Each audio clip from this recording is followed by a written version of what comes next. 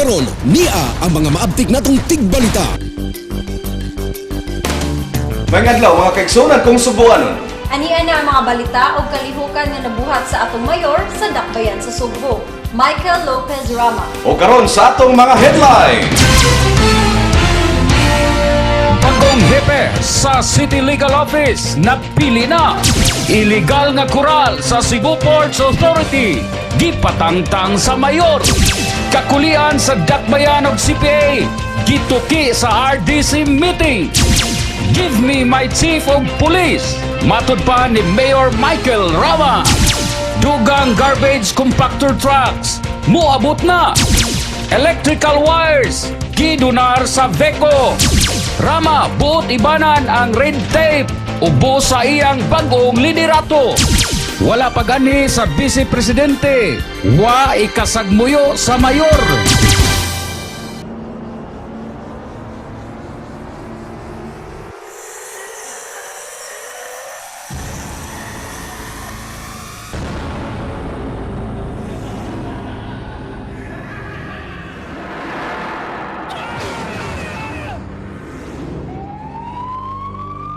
A message of concern from Mayor Mike Rama, City Health Department, Task Force Cancer of Cebu City, and Public Information Office. Anak! Ano kibiyahan ko ni mo? Gilantan siya. Wala siya ka ng mukhaon. Nalipog ng suka-suka. Nagpula-pula ang mga panit. Nagdugo ang iyang ilong. Ug namatay siya! Mapantay ang dengue makamatay.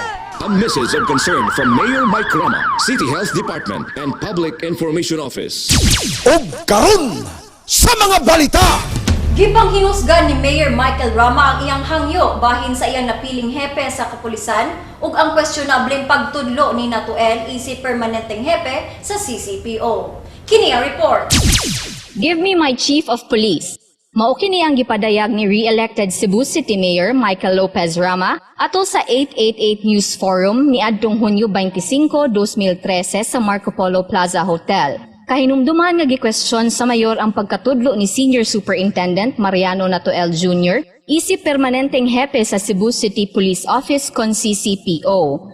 Tulo ka adlaw sa wala pa ang Mayo 13 nga piniliay, si Natuel natudlo ni adtong Mayo 10 isip permanenteng hepe sa CCPO ubos sa mando sa Camp Crame. Dawat lang po sa order, it doesn't matter. Ang tao kung pabor sa imo akuan, malipay, kung dili pabor, masuko. Kini bisan pa man og adunay election ban ug nasubay sa Section 63 sa Republic Act 8551, ang mayor mao ang adunay gahom sa pagtudlo sa hepe sa kapulisan. Gikasagmuyo ni Mayor Rama ang maong balita gumikan kay wala siya kahibalo sa maong lakang ug uwahin na kining nasayod. Base usab sa Commission on Elections Resolution number 9385, gidili ang appointment ug pagbalhin sa mga kawani sa gobyerno sugod sa Enero 13, 2013 hangtod sa Hunyo 12 ning tuiga subay sa election ban. Ang kadagkuan sa Philippine National Police igo lamang unta nga maghatag og listahan ngadto kang Mayor Rama sa mga nominadong opisyal aron sa pagtudlo niini isip mamahimong hepe sa CCPO. Personal mismo nga gibisita ni Mayor Rama ang Camp Crame sa milabang semana aron sa pakighimamat kang Philippine National Police Chief Alan Purisima ug paghatag sa iyang rekomendasyon nga si Senior Superintendent Noli Romana nga mao ang kasamtangang director sa Negros Oriental Provincial Office mo ihulip kang Natuel. Sa iyang bahin, matud pa ni Natuel nga igo lang siyang nidawat sa mando gikan sa Camp Crame. Ako, ever since, I never choose my assignment. Wa na ko kapili kung sa ihatag. It means to say, if God willing nga ma-stay ko, His will, kung gusto sad ko niya ipapalit, so He has a good plan for me. Anda mo baruguban kaninyo, Lobby Villanueva. Gitunol sa kadakuan sa Visayan Electric Company ang electrical wires nga mao niya ang iilis sa mga karaang wiring nga gigamit diha sa lamppost sa nakalaray diha sa Osmeña Boulevard nga gipasiugdahan sa Beautify Cebu movement. Ingon man sugda na unya sa di madugay ang underground cabling niini sa maong boulevard. Aniya ang detalye. Formal nga gitunol ngadto mismo ni Mayor Michael Rama ug philanthropist Mariquita Salimbangunyong ang mga electrical wires nga mokabat ngadto sa 267,000 pesos gikan ni Sebastian Lacson, ang Senior Vice President ug Chief Operating Officer sa Visayan Electric Company, Conveco. Tumong sa maong mga donasyon, mao ang pag-ilis sa mga karaang wiring nga gigamit sa nagkadiyang lamppost ubos sa Beautify Cebu Movement Foundation kon BCMF, nga mao'y gitahasan ni Mayor Rama nga mao'y motrabaho sa mga kadalanan sa Escario, Mango Avenue, B. Rodriguez ug Natalio Bacalso Avenue. Gipangandaman karon sa kagamhanan sa dakbayan sa Sugbo ang posibleng pagkalakip sa dakbayan isip host sa umaabot nga 2015 Asia-Pacific Economic Cooperation kon APEC pre-summit activities. Gitahasan nga pagasugdan na sa VECO ang 70 milyones nga proyekto, diin pagahimuon ang ground cabling nga mokabat ngadto sa 1 ka kilometro sa Osmeña Boulevard, gikan sa eskina sa Bose Coffee atbang sa Cebu Doctors Hospital ngadto na sa Fuente Osmeña Circle. Gipasalag hinuon ni Lacson nga ang maong pagpangubkob sa mga kadalanan sa mga apektadong lugar alang sa pag-instalar sa mga underground cable ibalik ra gilayon. Sa iyang kabahin, si Yong kinsa maoy nangulo sa BCMF nagkanayon nga dako kaayo ang iyang kalipay sa pagpakig-alayon ug sa pagtabang sa VECO ngadto sa kagamhanan alang sa mga proyekto nga makahatag og bag-o ug limpyo nga dagway sa mga kadalanan. Anda mo barog uban kaninyo, Jessa Gunhuran.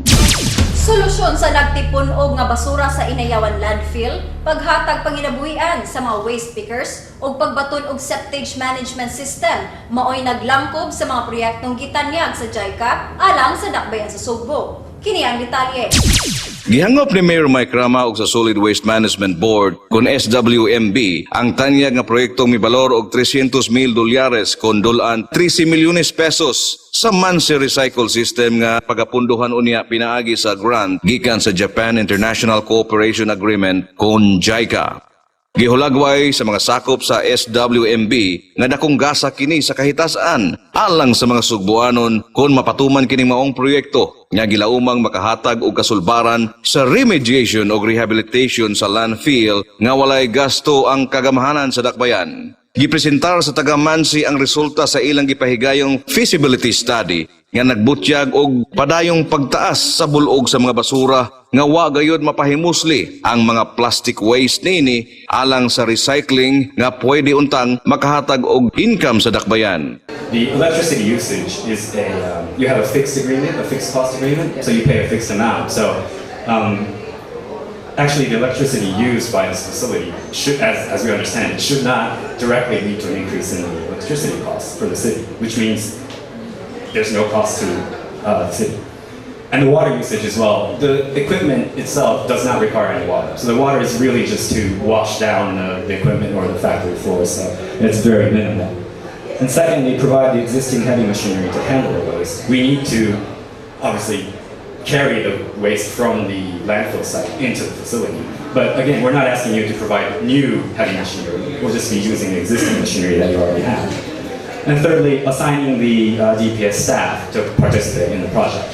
Gipasabot ni Yuso Yamaguchi, konsultan sa Mansi, ang tinguhan nilang makatabang sa syudad, pinagi sa pagtukod og intermediate treatment facility for waste plastic recycling sa landfill, din ang mga produkto nini mamahimong mabaligya sa mga cement factory aron gamitong sugnod. We are here to support Cebu City's capacity development. So that's really empowering Cebu City to make sure that after the 2-year period, they have the capability to actually operate and manage this facility. Matabangan usab ang mga scavengers sa landfill nga makatrabaho sa maong pasilidad nga moempleyo og dulan usa ka gatos ngadto sa 200 ka mga trabahante og makahatag usab og continuous capability building alang sa mga kawani sa DPS og sa maong pasilidad. Gitataw ni Yamaguchi nga daghang mga kaayuhan ang mahatag niini sa dakbayan, diin makadasig usab kini sa recycling business dinhi sa dakbayan ug makatabang usab sa pagpanalipod sa kalikupan. Base sa maong proposal, ang operasyon sa Mansi sa landfill mudangat lang og 2 ka tuig. Diin ang maong $13,000 nga pasilidad itugyan ngadto sa kagamhanan sa dakbayan kinsa mao unyay manag-iya niini ug muduma human matapos ang 2-year term sa maong proyekto. Samtang sa susamang kalambuan na uyunan usab ang proposal sa Amcon Incorporated alang sa proyekto nga magbutang og septage management sa dakbayan nga mo proseso og mga hugaw sa tao nga gikan sa mga septic tank. Adunay kapabilidad ang ekipo nga mo proseso og 10 cubic meter matag oras nga septic waste ug anha kini ibutang diha sa kasamtangang STP kilid sa karaang nursery sa Dakbayan diha sa North Reclamation Area. Anda mo barog uban kaninyo. Eli Espina. Gitangtang na sa pangagamhanan ang iligal nga pagtukod sa koral sa Cebu Ports Authority nga gipanguluhan sa probe team subay sa mando sa mayor. Kini ang report. Gihimusgan ni re-elected Cebu City Mayor Michael Lopez Rama nga matangtang ang illegal nga koral sa Cebu Ports Authority.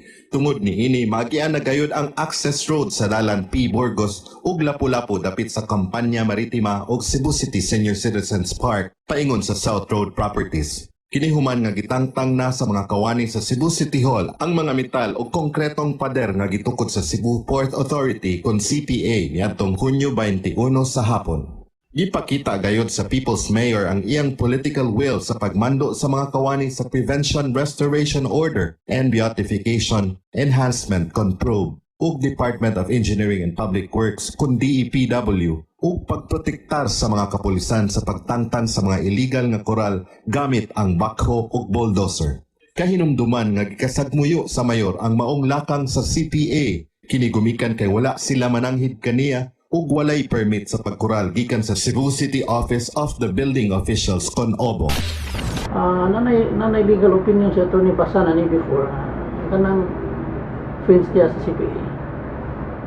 Kinahanglan yun sila magkuha og fencing permit sa UBO because that part is within the territorial jurisdiction of Cebu City.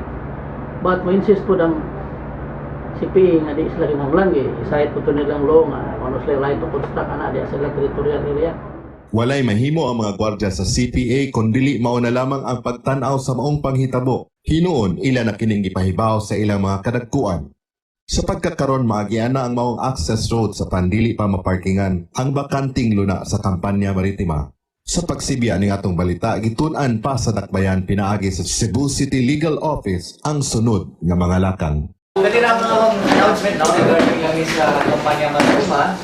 This is development.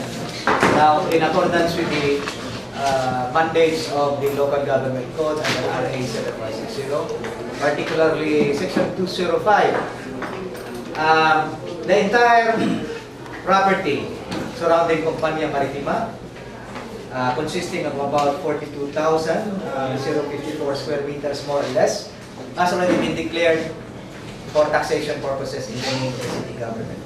In other words, the tax declaration that is now under the city government. Anda mo barukuban kaninyo, Douglas Cabanya. Pagpasira sa CityLink Terminal gipatun-an ni Mayor Mike Rama. Kini human nasuta nga peligroso ang aso sa mga sakyanan ini ngadto sa mga pasyente sa CCMC. Samtang hingpit nang gipasidad-an ni Mayor Rama ang usa ka gay bar human kini nakalapas sa ordinansa. Aniya ang detalye. Peligroso sa mga pasyente sa Tambalanan ang aso nga gibugas sa mga sakyanan nga nagparking sa may CityLink Terminal. Kini ang obserbasyon ni Mayor Mike Rama sa iyang pagbisita sa Cebu City Medical Center. Busa tinguha niini nga maaligrar kini. Gipadayag sa mayor nga wala kini mahisubay sa balaod sa Clean Air Act ug nabutang sa peligro ang mga masakiton sa Tambalanan nga kilidra sa maong terminal. Busa iyang gimanduan ang City Administrator nga tun-an ang pagpasira niini. Gitataw ni City Administrator Attorney Jomar Poblete nga sutaon nila ang kasamtangang kontrata sa terminal ug ang ubang mga legal nga mga basihanan sa pagpasira sa pasilidad. Gani pangayuan ni sab niya og opinyon ang City Legal Office ug ang sitom sa maong plano. Gibutyag ni sitom Chief Attorney Rafi Yap nga mapupos ang mga kontrata sa terminal karong tuiga og napalantawan nga dili na kini renew sa syudad. Busa ang mga POJs nga anaa sa CityLink mahimo na kining tugtan pagsulod sa Colon area o baka ha i-divert ang mga ruta niini.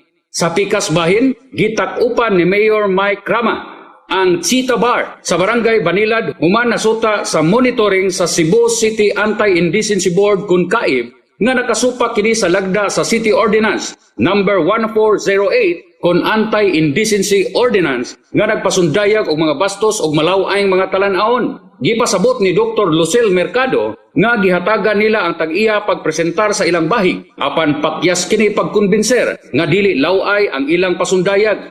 Giawhag usab ni Mercado ang ubang mga bar sa syudad nga susama og lawayng pasundayag ang paghunong niini sa dili pa sila maoy masunod. The process started a long time ago.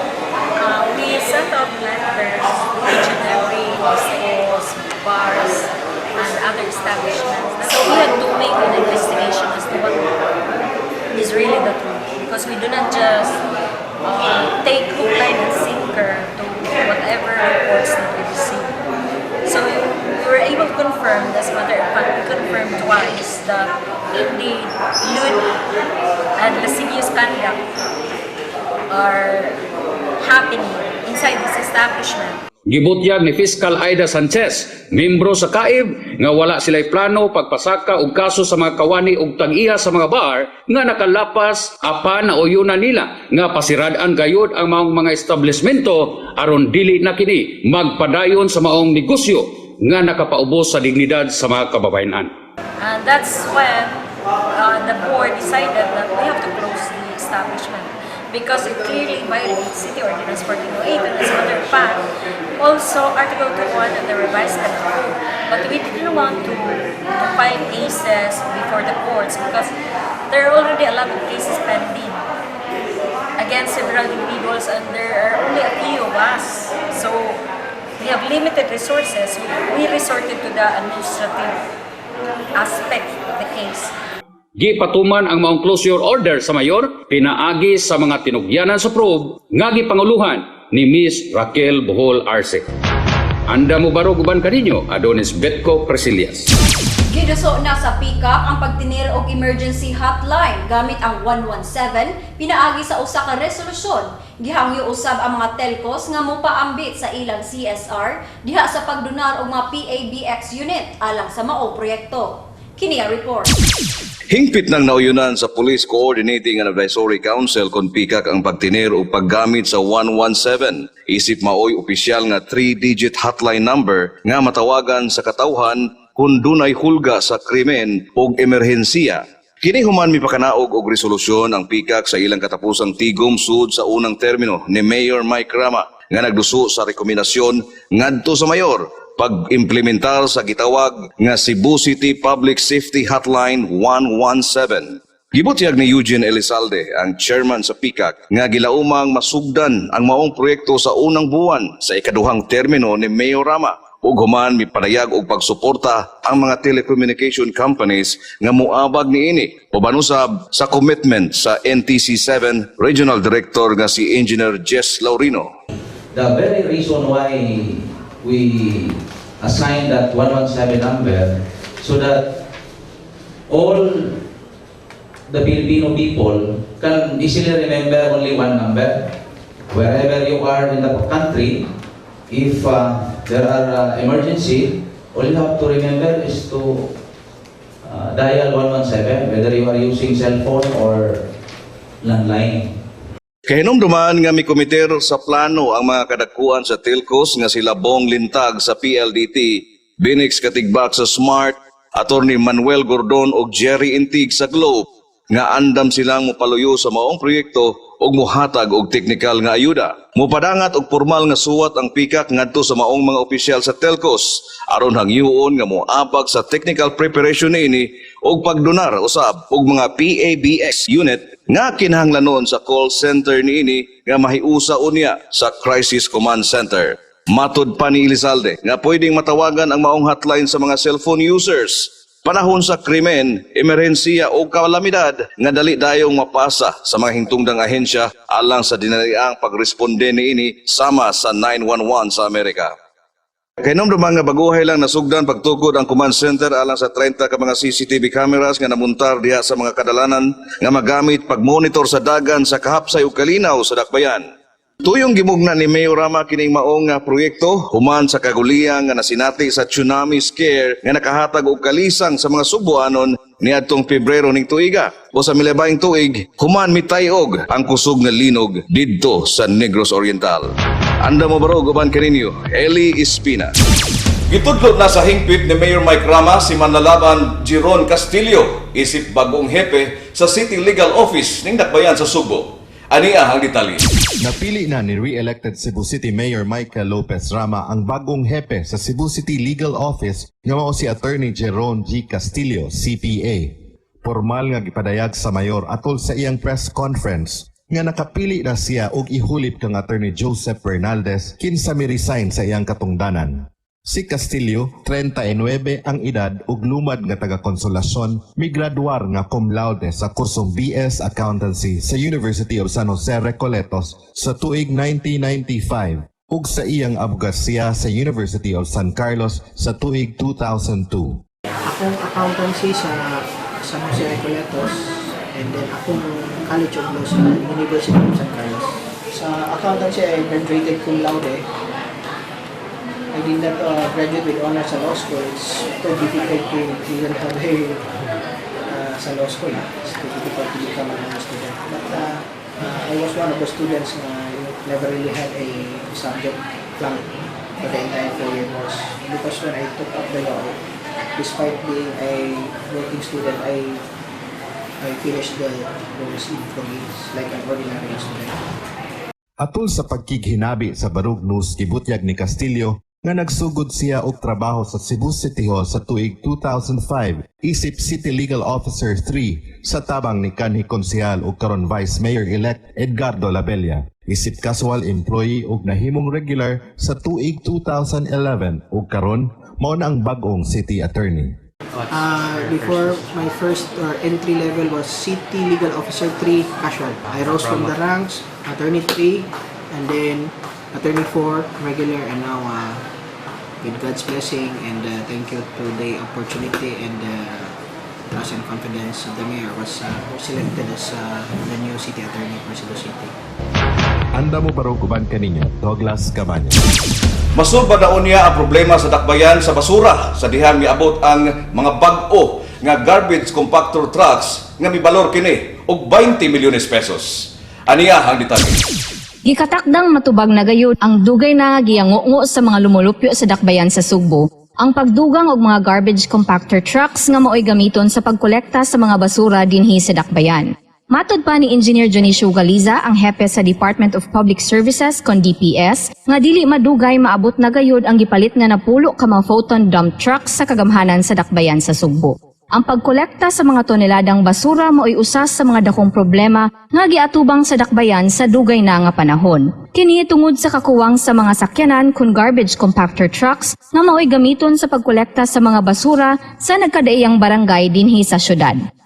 Aron sa pagtubag sa panginahanglanon sa buhatan, ang kagamhanan sa Dakbayan migahin og kapin sa 22.8 milyones pesos aron sa pagpalit sa maong mga garbage compactor trucks. Midugang sigwaliza nga ang kagamhanan dili na moabang og mga heavy equipment nga maoy mutabang sa paghakot sa mga basura gikan sa Dakbayan ngadto sa pribadong labayanan nga anaa mahimutang sa lungsod sa Konsolasyon. Kahinumduman nga ang kagamhanan napugos og pagpangabang og mga dump trucks sa miaging tuig nga maoy niabag sa DPS sa paghakot sa mga basura ngadto sa dump site sa Konsolasyon tungod sa kakuwang niini. Malipayon nga miasoy si Gualiza nga sa pagpangabot unya sa mga bagong garbage compactor trucks ug ubang heavy equipment nga dugang paliton usab sa kagamhanan, dako kaayo ang mamahimong serbisyo ang ilang buhatan ngadto sa mga katawhan. Miabag usab si Gualiza ngadto sa mga lumulupyo sa ilang kooperasyon ug ang magbinantayon sa ilang tagsa-tagsa ka mga tugkaran ug paniwalay, ilabi na gayud sa paglain sa ilang basura gikan sa malata ug di malata isip pagtuman sa Republic Act 9003 o Solid Waste Management Act. So we are encouraging all the school, kanang mga estudyante, even sa atong mga lipuring barangay, sa atong mga constituent.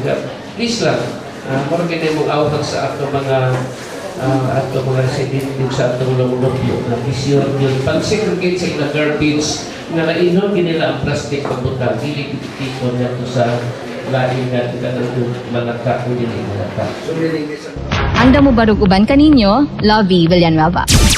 Ibangan sa mayor ang red tape nga mao'y nakit ang rason nga nakalangay sa pagproseso sa mga dokumento sa City Hall atol sa paglingkod sa ikaduhang termino ni Rama isip amahan sa Dakbayan sa Sugbo. Kini ang report. Buot ibanan ni Cebu City Mayor Michael Rama ang sistemang red tape nga kasagaran maoy hinungdan sa kahasol o kalangay, ilabi na sa paghikay og mga dokumento sa kagamhanan sugod sa iyang ikaduhang termino. Kini tumanon dayon sa mayor subay sa mando ni Pangulong Benigno Aquino III nga gikinahanglan ang paghapsay sa mga pamaagi kon proseso matag lokal nga government unit. Atol sa maong kamanduan, gipahigayon ang usa ka training sa mga office heads ug administrative officers nga naglambigit sa ilang tagsa-tagsa katahas nga kini mas streamline sa tinguha nga mapuslan ang maong mga lihok o functions sa usa ka aktibong buhatan ubos sa ehekutibong departamento. Busa maminusan na sa pangagamhanan sa kulturang bureaucracy. Matod pa ni Rama, ang maong pag-iban sa red tape sa Cebu City Hall usa sa mga importanteng kinahanglang usbon sa iyang administrasyon sulod sa usa ka gatos ka adlaw sa iyang bag-ong termino nga nasugdan na ni atong Hulyo 1 ning tuiga. Base sa Anti-Red Tape Act, gikinahanglan ang matag kagamhanan nga magama og Citizens Charter diin makita sa katawhan ang step-by-step nga proseso sa pagpahimulos sa bisan unsang serbisyo, lakip na ang time frame niini, sanglit sa paglukat og bag-ong business permit, pagbayad sa buhis ug uban pa. Gipasaligsab sa bag-o lang nga nahurar na mayor nga ang buhis sa katawhan mobalik ra ngadto kanila pinaagi sa paghatag og dekalidad og dali nga serbisyo og dili gayud mo paingon ni 5 sentimos ngadto sa iyang panudlanan. Anda mo barog uban kaninyo sa Gunhuran. Wala ikahisagmuyo ni Mayor Mike Rama ang wa pagtungan ni Vice Presidente Jejo Marbinay sa iyang inauguration rites ni adtong Hunyo 30 diha sa Plaza Independencia sanglit matud niya alang man sa katawhan ang maong kalihukan ug dili kang Vice Presidente Jejo Marbinay. Ania ang detalye. Bisan pa og wa makatunga si Vice Presidente Jejo Marbinay atol sa ilang oath-taking ceremony niadtong Hunyo 30. Si re-elected Cebu City Mayor Michael Lopez Rama miasoy nga wa siya masagmuyo niini. Gani nagpasalamat gihapon sa pagkamalampuson sa maong kalihukan. The whole oath-taking ceremony was intended for all, including the inducting officer. This time, of course, we thank Justice Pompeo Abarin. Gikatak na untang muadto sa nasod sa China si Vice President Binay alang sa pagsalbar sa kinabuhi sa usa ka Pilipina nga gisentensyahan og kamatayon tungod sa drug trafficking. Mihulip ni Binay si Court of Appeals Associate Justice Pompeo Abarientos sa pagpahigayon sa maong oath-taking ceremony ni Mayor Rama, kauman si Vice Mayor Edgardo Labella ug ang iyang mga kaalyadong konsehalis nga sila Mary Ann de los Santos, konsehal sa North District, ug sila ni Konsehal Dave Tumulak, Hans Abella ug James Cuenco sa Bagatang Distrito. Dugang pa sa mayor sa katawhan kon People's Mayor nga bisan pa kung wa miabot si Vice Presidente Jejo Marbinay ang kinatibukan nagmalampuson ang dakong kalihukan uban sa pagbulig sa maayong panahon. The whole oath-taking ceremony was intended for all, including the inducting officer. This time, of course, we thank Justice Pompeo Abarin. As I said, the preparation was not for him. It is for all. Him being part of the people. Look at the people. The people was very enthusiastic and the whole thing was successful. Anda mo barog uban kaninyo. Eli Espina. Mga kaigsuonan, partner, ni instalar na ang atong mga bag-ong opisyalis sa dakbayan sa Sugbo. Presko nga mandato sa atong Vice Mayor Edgar Labella unya ikaduhang termino ni Mayor Mike Rama unya bag-o sagol ang atong mga councilors na bag-o na mga karaan. Tinood na partner no, mao kini ang ika-13 nga sangguni ang panglungsod sa atong dakbayan ug hinaut unta nga atong bag-ong napiling mga opisyales magtinabakay unta alang sa kalambuan ug kaayuhan sa tanang konstituente sa dakbayan. Isalingit na to ang politika humanato unya karon ang umaabot Oktubre atong gipahimangnuan itong mga kaigsuonan nga mubutar ta kay para sa atong barangay ug SK election. So katong mga barangay officials nga nindot ang ilang performance kampante sila nga ma-elected. Apan kadtong mga wa nagmika lang sa ilang katungdanan ala mo nagpamutos na mudaan. Ug ikan dinhi sa balay lungsod sa dakbayan sa Sugbo, ako si Eli Espina. Ug sa ngalan ni Julie Ann Villanueva, kini si Jessa Gunhuran. Sa kanunay uban mi ninyo sa pag Baro!